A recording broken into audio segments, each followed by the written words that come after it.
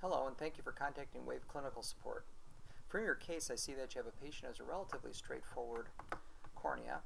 Your topographies actually look quite good. You've got about 2.5 diopters of corneal cylinder, and you've got about 1.5 diopter refractive cylinder, so you'd expect that this lens would probably be somewhat of a bitoric design. And if we look at your design, it actually looks very nicely on there. I probably wouldn't have done a whole lot different with it. You are noting that the lens is dropping somewhat into the lower conjunctiva. That could be remedied up, tighten it up a little bit, and you mentioned that you might be able to go with about 1/2 diopter larger. If you can tolerate that, that would be great. But let's look at the design a little more closely. The question is, why are you getting such weird refractive results? And if I recall, your over-refraction was almost oblique, which suggests with this thickness, I doubt it's a flexure issue.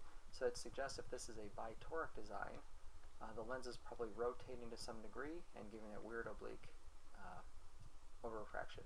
So we need to stabilize this somehow. And I think you're right on track with your thought about averaging astigmatism.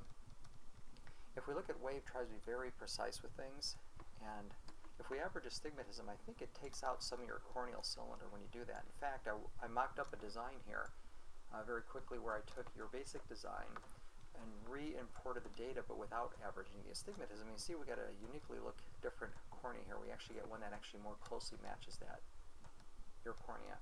So I think if we're able to design off this lens without averaging the astigmatism, I think you have a lens that more closely matches these meridians. And if you look over here, if you look at your base curve, you don't have much of a difference between these meridians. You go from 796 up to 767. You don't have that big of a difference between the principal meridians. This one here, you do get a little bit more through that. It suggests that lens will probably more closely hug these two meridians and probably give you a little better fit. I would probably use that design and go through to your traditional designing of that lens, incorporating that data, and I think that might actually get your lens to work quite well, quite nicely with this refraction. I have had some cases where I get some weird results with these, with this kind of mixed astigmatism, but I think if you don't average out the corneas, I think you're going to get a little bit better fitting lens. With that said, you may also consider when this patient, when you see him the next time, just putting a spherical lens on the eye and just over refracting over that known spherical lens to get see if there's any cylinder coming through there, just so you have an idea what the lenticular cyl is, or to give you better data when you kind of look through these things.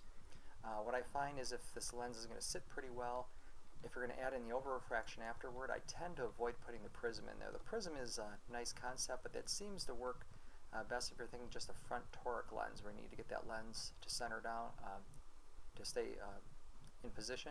You put that nice prism on there, weighs it down here. What I tend to find occasionally with these bitoric lenses, you get prism in there and it kind of, the lid interaction causes that lens to rotate. So whatever you've corrected off the back side tends to rotate that lens and you have a little more difficulty with it. So I agree with your assessment of trying to not average the astigmatism, and then the over-refraction, try not putting the prism in there. And I'll be honest with you, some of these bitoric designs are a bit challenging. I've had myself chasing tails occasionally, but I think it'll be helpful if you get that refractive data over a known spherical lens, and just as you thought, maybe increase the size of that lens of fraction if you can tolerate it clinically, and then I would anticipate this design to work really well. Similar thing on the left eye, and I think you'll do well with that case. Well, I wish you well with this rather complicated case. And if you have any other questions, please don't hesitate to contact us. I wish you well. Have a great day.